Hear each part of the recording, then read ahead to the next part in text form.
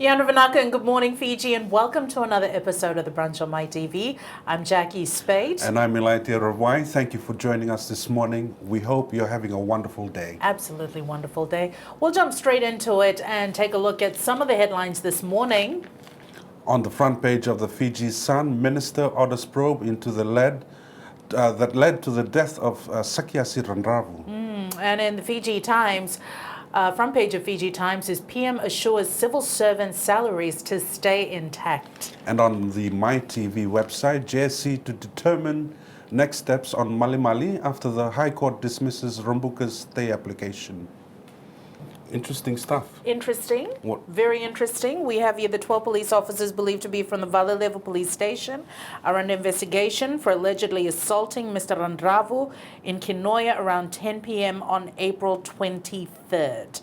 The minister has ordered a probe into this. Minister for Policing, Yowane Naivalurua. Oh, that's interesting. First the military, now the police.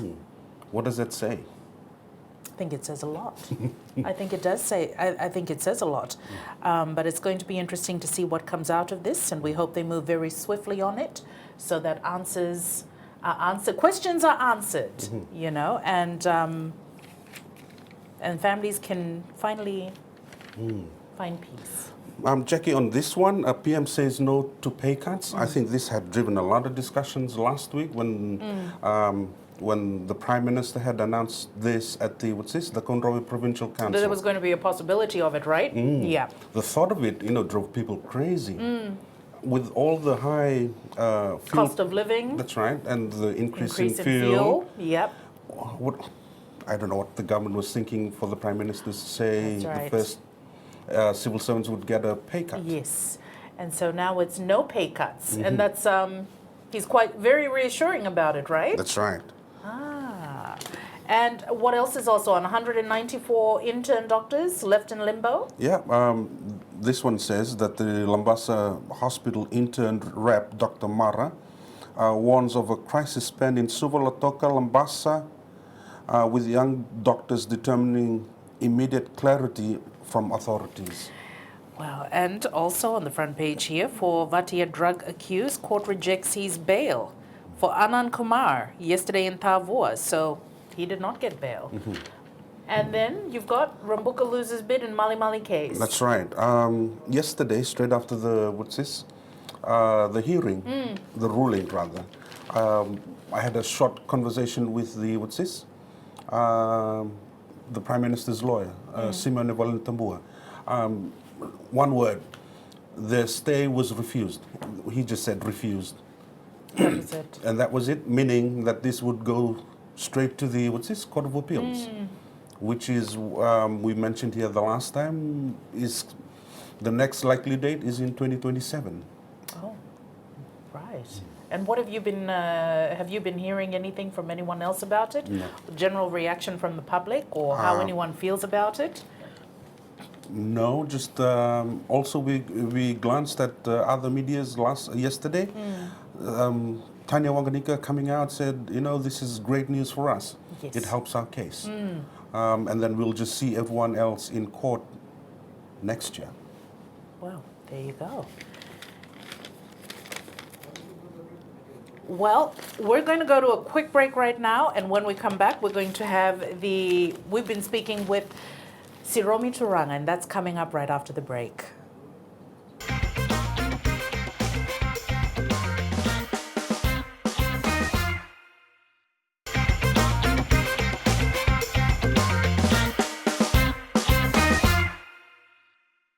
Welcome back. You're watching The Brunch on My TV.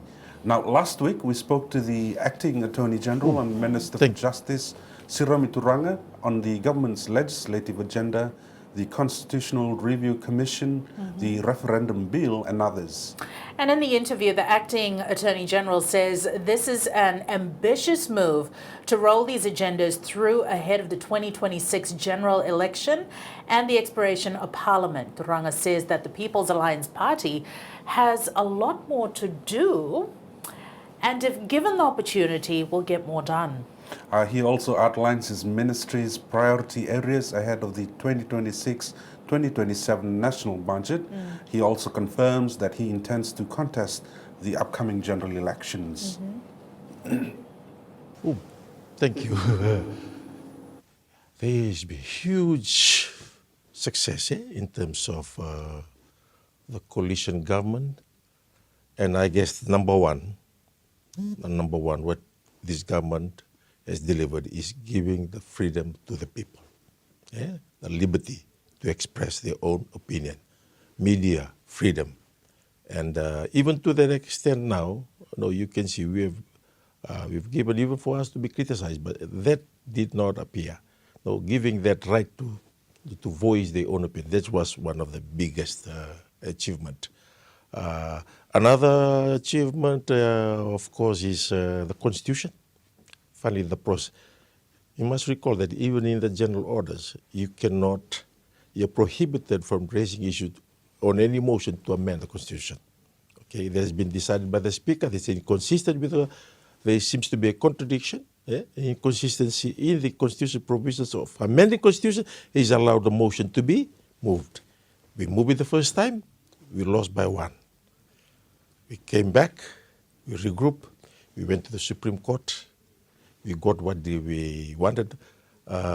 We now have, instead of the 75%, we have 2/3 in the House. In the referendum, instead of the 75%, we've reduced to 50 plus 1, not of the registered, but to those who participated. And the process, to tell you, is in full, program is here for full, with completed this Eastern Group, the S-Hours, and now is completed Bono level, and now they're into the western side. Starting in the Mosi this weekend will be, and I'll be joining them in, and they expect to present the report in August. From there to His Excellency the President, to the Prime Minister, then back to Parliament through bipartition, and hopefully passed. Then the next process is a referendum. The GCC, getting the GCC back is a milestone achievement. For 18 years or so, from 2022 going back, we were in the wilderness. And now you can see that even in some of the bills last week presented, like the education bill, there is a GCC representative in some of these councils, forums. This is very important. And as a local government election, local government, we have revamped the law. We were ready to roll, but because of the global crisis we're in, we are not holding election now, but we'll be in the future. But we are ready to go. The voices of the people to be heard, infrastructure development, people in Lomaiviti, the last provincial council, this was it.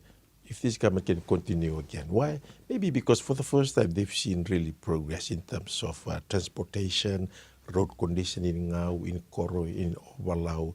There's a lot more visible in terms of development. And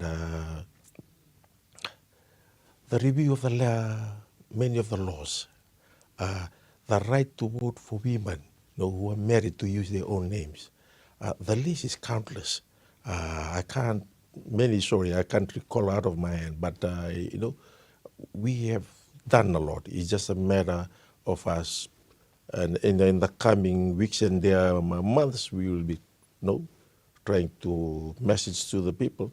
This is what we have done thus far. Yes, and there's a lot of clarity in the way governance is administered. There's a clear line of demarcation between the judiciary. Okay, judiciary headed by the Chief Justice. The judges, they have their own independent in terms of their work. We have the Judicial Services Commission that decides on the appointments of judicial officers. Then we have the executive headed by the Prime Minister and the Cabinet. And of course is the parliamentary process headed by the Speaker. There's a clear line of and observance of that independence. And this is one of the cornerstones of democracy. Yeah? And because it builds trust and confidence in the people. And we are proud of that. In terms of drugs, we started off with we inherited the problem now. We have putting a policy, anti-narcotics framework. Currently, the bill is with our drafters to go in July. And the police, of course, they have reformed the police, restructured with a new infrastructure and more coherent, addressing the gaps of the past. That's been endorsed, and currently the police bill is before the select committee. These are work that should have been done a long time ago and never for many reasons.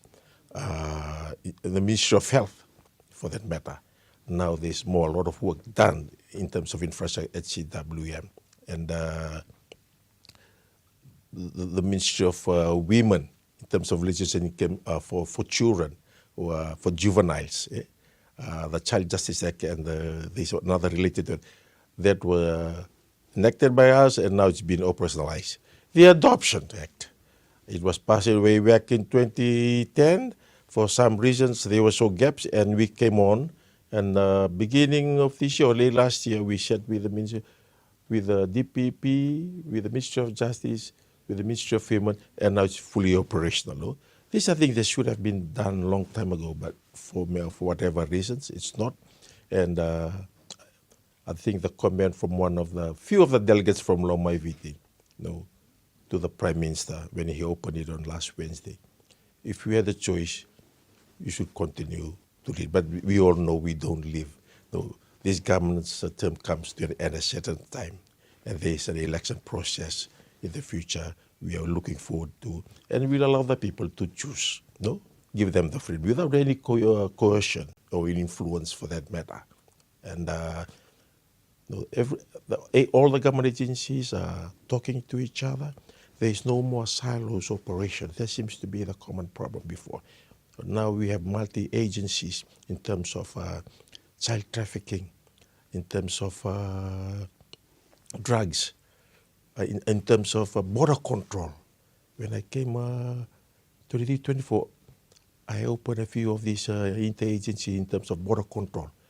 And they said, sir, we've never done this in the last 5 or 6 years. So no wonder our borders were compromised, because all these key agencies, they used to work before, previously, at least when I was in government. But now, we're in the same level. And of course, with the huge investment or trust by our partners, Australia, New Zealand, and America, in this area, it's comforting. The good example is this project about ports, to be funded by US and a few other countries in Suva and Ovalau. This is unheard before. The opening of the Israeli embassy in Fiji this week, that is historical. That's really historical. Less than 8 months from opening our embassy, they are here. And the discussion with them from the Minister for Foreign Affairs, we expect huge things coming before the end of the year. And of course, with the mobile program being elevated, you've seen the Minister of Foreign Affairs coming to Fiji more than 3 or 4 times, and there are better things that will be delivered in the coming weeks. So this government has done huge in terms of providing that platform, clearing the infrastructure, giving the people the confidence, the trust, and also for them to say if they are not happy with government, we provided that leeway. You don't see police officers running after people, or the military and whatnot. And also one thing that has come out very clear is the close collaboration with the military and the police. And of course, military and government, and a clear understanding of the rules. And we have now, currently we have a joint operations into drugs. And we're going to see more of that in the months ahead of us. Yes, the Criminal Records Act, it started from my observation when I was a magistrate, because you will have like 50 to 60 people bundled every single day, Monday to Friday, and even some on Saturdays. And because of the rooms were small, they were the container type of rooms, they will be placed in there. more than a day or two. They were not afforded legal advice because of the restrictions. So because of those backdrop, when they are called into court, the first thing they just want to plead guilty so they can go home. Little did they realize that guilty plea and a conviction entered against them would have a bar for them to go overseas if they are intending to go overseas through a PALM scheme, or even in jobs. Some who were within the government agencies were unable to get a job, or even they were let go because of that conviction. And as we enter government, this seems to be it resonates in every community. So that's when I started to try to put a policy. Apparently started here in 2023, we're unable to do so because of the competing urgent matters at that time. But it really kicked in when I went to assigned to the as a Minister for Justice. So we've got an in-house consultation with human rights, the police department, the criminal records office, and other agencies. We have 3, 4, 5 meetings. Then thereafter, we had targeted meetings with people who have criminal records. Before we went to cabinet, get endorsement, and then we move around for consultation. Then came back. We had the privilege of a consultant from Australia working for the Ministry of Justice, paid for by the Australians. And that was a huge part, getting the consultant to do the heavy lifting. Eh? Then finally, we tabled the bill in December and went to the committee, and last week it was enacted. It's going to bring a new hope and a sense of justice for people who maybe did not believe that small, this is what they regard, that small conviction, that fine will be a bar. Especially so when people from the villages are going abroad, and returning back with huge investments of their families and about their own property. And for some, at the very last process, they found out that it is these criminal convictions that they've stopped there, because that's the law everywhere. So the criminal records, irrelevant rehabilitation, previous act, what it does is it's for your convictions last for 10 years, you apply for a certificate. That certificate actually becomes a clean slate that you can go and apply for a new job because you are considered that those 10 years been spent, no longer alive. Unfortunately, if you want to go overseas, there's nothing there that binds the Criminal Records Office from not disclosing those spent convictions. We are doing it under this law. There's a spent convictions and there's a time bar. One is a 2 years, another is a 5 years for minor offenses. See? So if you did not if you did not serve time, or it's only for 2 years. After 2 years, the matter becomes a spent, and that means basically it is expunged as a record.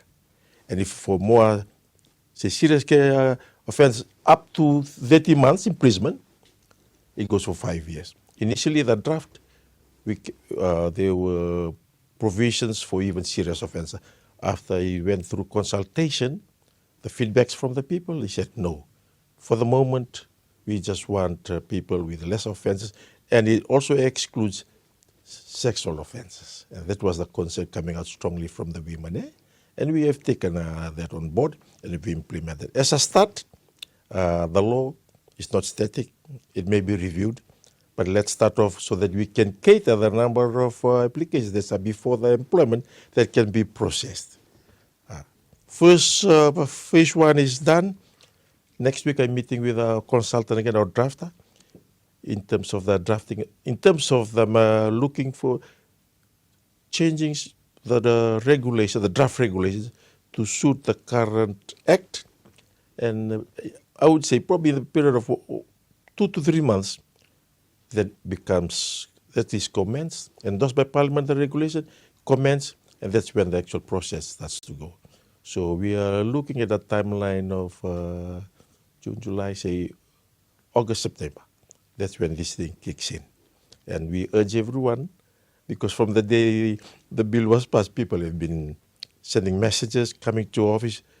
All we have asked them to do is, okay, go to your, if you live in the village, go to your talatala, your Turangani Koro, or to your village, at least get some letter of confirmation regarding of who you and how you have changed from the last time when you had this conviction, because those are things that may be required under the regulation when you submit your application. And we'll make that announcement of the radio and also on TV to inform them what is the process will be undertaken. Yesterday I appeared on a Itoke program in the FBC. I'm about to go for another recorded English program, but this is something we will continue to update them through our Facebook page and also through the website of the Ministry of Justice. So that letter there.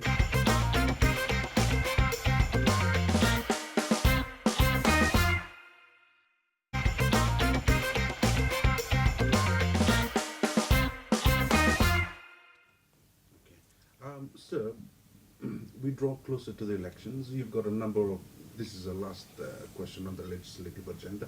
You've got a lot of things to meet. The Constitution, yes, the amendment of the Electoral Act, the referendum. Are you able to meet the deadlines before Parliament expires in December? Well, that's the aim. Yes, that's the aim. We held back the amendments to the Electoral Act because there were other amendments in terms of to improve operational efficiency that was recommended by the Supervisor of Election and the team. So that's the reason why we have held back. And also, there'll be also amendments into the Political Parties Act. The amendments will focus on specifically on operational matters to make it more practical, efficient. There may be some key policy changes, but they will be limited. And this will be tabled in the July. So ready. August, we anticipate the report of Constitution to be submitted to His Excellency. And of course, probably within 2 months, September, October, to be passed in Parliament thereafter referendum. The last day we can have an election is on the 6th or 7th of February 2027. Yes. It's a tight, very tight. It's not an ideal time to be pushing through this constitutional process when you are towards the end of the government. But you must understand there was a very highly competitive legislative program from the very beginning. We started off trying on key policies of the government. No, we have managed to clear that out.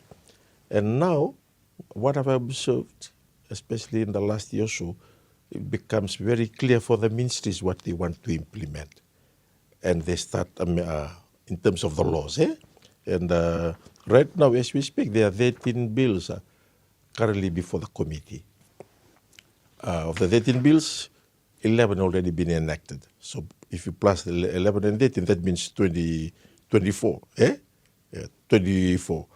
That alone, 24 is just 4 short from the total of bills enacted in 2023.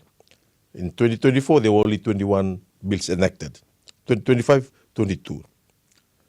And I have another 10 that will be submitted in the coming months. So we expect to exceed the number of bills tabled and the number of bills enacted at the end of the year, before the 24th of December this year. So, and a follow-up to one of the questions is, the Commission on the Electoral Reform, they've presented their recommendation. Yes. What's stopping the government from bringing that to power? Okay. It's already been tabled in cabinet. We have drawn back because apparently they were supposed to provide two versions of bills. One, changes that can be made under the current constitution, and changes that will be required if the constitution is changed. Unfortunately, most of the recommendations is you have to change the constitution. So that's the very reason. It's impractical. You can't. There's no point you're going to implement that because the constitution have to be changed. Okay, those that can be changed under the current constitution, that's the one we are pushing right now. So they will come in July, and mostly to deal with the operational matters, and one of which, and no, I have to be frank and say, one of which is the issue of having the ballot papers. No more numbering system. We should have the name of the candidate and the name of the party. Those are the changes that is going to come in the July, and there are more operational matters that will. And these changes we've come to agree. We in consultation with the Electoral Commission and with the Supervisor of Election and the team. It's not just government. It's something that is actually, some of them are recommended by them. We're also mindful that we cannot bring changes because we, at the same time, we are amending the Constitution. So we'll be mindful of that. Yeah, and it's quite coming out very strong from my team. I have two teams that attends to the consultation. We have a PACE, a public awareness team that goes ahead to the community explaining the process of the Constitution from the first Constitution 1970, 1990, 1997, and 2018, and the key provisions. And they go at least a week, for a few days before the commission members arrive. The whole purpose of that, to give some clarity and understanding to the members of the commission. And this is the first time ever we're doing this. It was not done in 1970. It was not done in 1990, not done in 1997, not done in 2013. It was imposed. But the message is coming out very clear. They want changes in the constituency. And these are issues that the commission will have to deal with. But this is the issue that was this government, the coalition government, actually fought on those bases. These changes must be brought back. But we'll have to wait for that process to come and finally debate it in Parliament before it becomes the law. But what we have stressed is you come and give your opinion of on the 2013 Constitution. And this is my advice. Let's stop complaining about the 2013 Constitution. This is your time to come and complain to the Commission, tell them what you want. Yeah. And this opportunity we provided to them because this opportunity was never afforded to them. For any country who professes to be a democratic country, this is very basic principle. And I've been quite happy with the process so far. And I think if you speak with the chair of the CRC, he will, with other commissioners, they've expressed to me that they are satisfied with the people of the submission. And we should also respect, let me reiterate what the leader of the opposition said, we should respect what people come and say to the commission, because this is the Fiji. All out of that, then they will make their own decision. One of our key drafters has arrived over the weekend, and another from the New Zealand government will arrive soon. So this process is working in progress whilst members of the public continue to appear before the commission. And I'm excited that, yes, it's a bit tight, but our estimation based on the timeline, we'll be able to deliver. We'll be able to deliver the Constitution before the end of the year. We'll have the referendum and, of course, the election. What are some of the focus areas for your office as the Attorney General and the Ministry of Justice? Okay, for the Attorney General, the office was allocated a total of 7.3 million, representing key observation on the year budget. 23-24 was 7.2, 24-25 is 8.41, 25-26 9.5. The projections for this is 8.9. But because of this constitution process and the referendum, I think we are going to get an increase in terms of our budget. The key focus is on the constitution and the referendum and the election. On top of that is the provisions of funding component to support our professional officers in terms of their training. This is important because we are this office is the Chief Legal Advisor to Government of Fiji, and the budget reflects the continued commitment to strengthen the rule of law and to deliver timely, high-quality service to government and the people of Fiji. Every government departments, for any contracts, for any opinions, before key decisions, they write to this office. And that's why we also have some budgetary improvements in terms of our drafting department, which is the key part of this whole process of legislative program. We have a young team, I believe it's 9 or 12, only 2 of them have over 7 years experience, majority are between 3 to 4, but they have delivered well in terms of the commitments of the ministries. Give them opportunity for another 10 years. Fiji will not face the problem that we are facing right now. When we came in fact, there was only 5 of them. We have recruited as many young people, and they've gained experience over the years because this office delivers. The good example is this.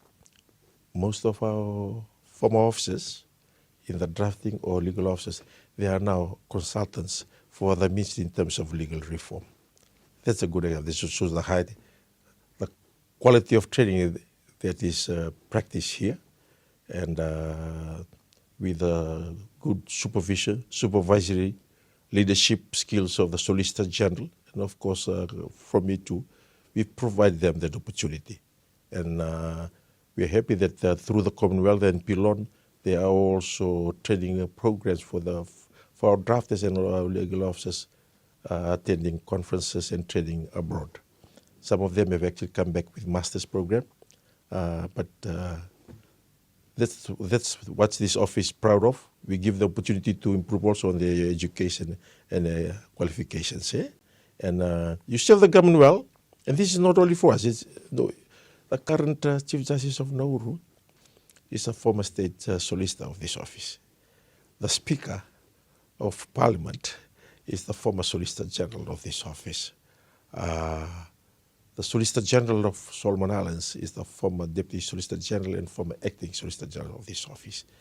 This office has done well, and it will continue to do so because of the nature of the work that we do, and of course the magnitude of the work also we do. Yeah. And we are proud of our achievements. Legal advisory, legal drafting, the revision of laws, that's an important exercise of the government. Also Fiji law reform, allocations has grown from 602,000 and 617 in 2024 to 678.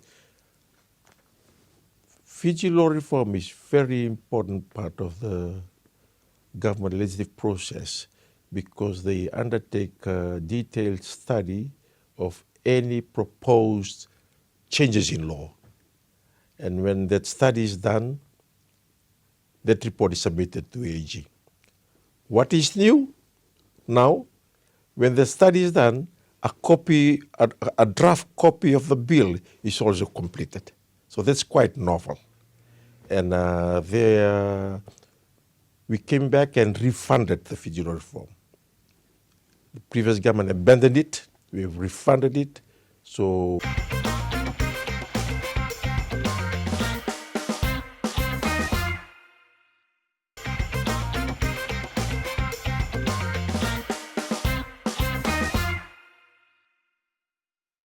is Mr. Turaga vying for the next government, or is it contesting the next general election?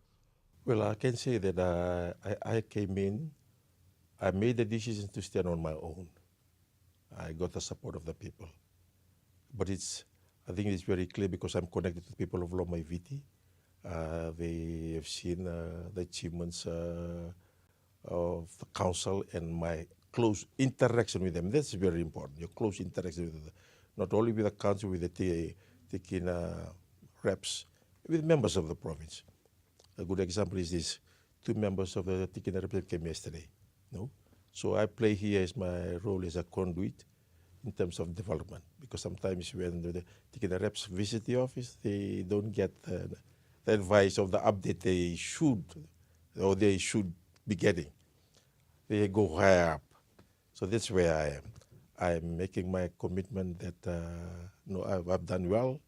I can, in the new government, I can deliver more, given what I've learned in the first term in government.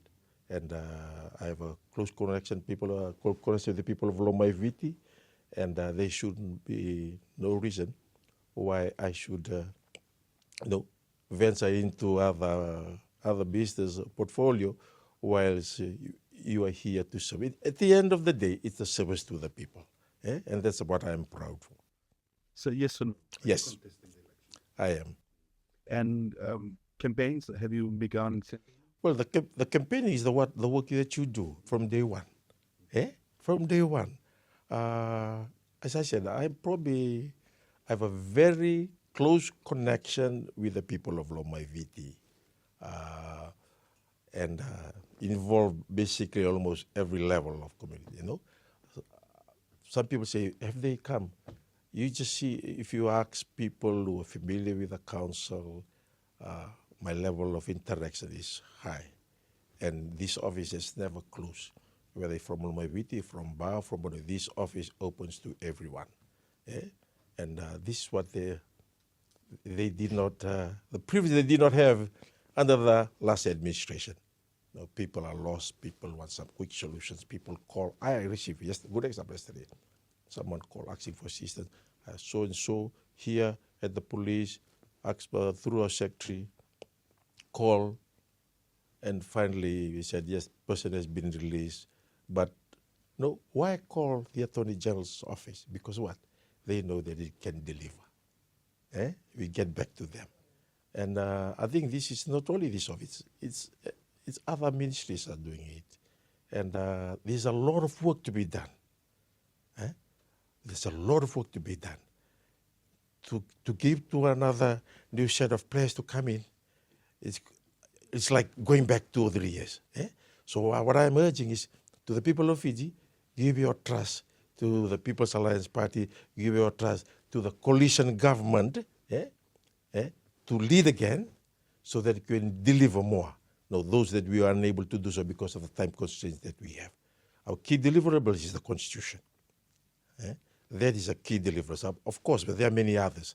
And the constitutions, once you start off with the Constitution, that will free up a host of other things that are attached to the Constitution or are very close to the minds of people. And once you deliver that, to me, it's a walk in the park, so to speak. Just look at the Fijian administration. There are many things to be done, and that's why to throw out towels now for us serving the government now, I think it's just not a wise decision. We need to continue for another term so that we can deliver. Well, there you have it. The Acting Attorney General and Minister for Justice, Siromi Turaga. That's right. He shared some interesting points there about the highlights. So he was talking about the highlights that the things that they've achieved while in government. And he noted media freedom, criminal records bill, the Adoption Act, opening of the Israeli embassy, reconvening of the Great Council of Chiefs.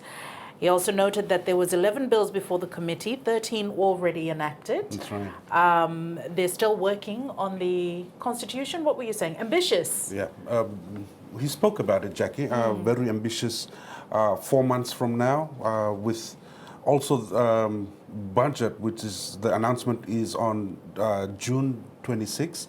But the fact is, the amendment of the Constitution, he intends to do that before the expiration or the prorogation of Parliament, which is December 10th, around that period. Also that, and also the passing of the referendum bill, which is still in the standing committee period, phase rather. The Electoral Act, Political Parties Act, which they intend to amend. And he spoke about it eloquently, where he said, for all these changes to happen, the Constitution must change first. But you see, June, July, August, September, not so many months before December. Yeah. Ambitious. Very ambitious. That's right. Well, we're going to be watching them closely. That's right. We're going to take a look now at our shot of the day. From a boat heading to Ovalau Island and captures the iconic St. John the Baptist College and a Roman Catholic secondary school located in Ravuwai on the island of Ovalau in the Ilaitia. St. John's College is one of Fiji's oldest Catholic mission schools, established in 1894. Beautiful shot there. If you have a picture or a video you'd like featured on the show, please send it to us on the MyTV Facebook page or email brunch@mytvfiji.com. To our poll questions, do you think the government should reduce or remove fuel taxes to cushion the rising cost of fuel? Let us know what you think by participating in our poll question that is pinned at the top of the MyTV Facebook page. And you could go into the draw to win this slow cooker from Comfort Home Furnishings. I think they're going to put the picture up for everyone to see. Last week we had a winner. She was Salarai Walui, and our team got in touch with her. We'll be announcing the winner every Friday right here on the show. So make sure you're tuned in for that. And that's it from us. We hope you've enjoyed the show for today. Thank you for joining us for the brunch. I'm Ilaitia Ravuwai. And I'm Jacquee Speight. Join us again on Friday. Have a great day and take care. Drive safely and remember, always practice safe sex.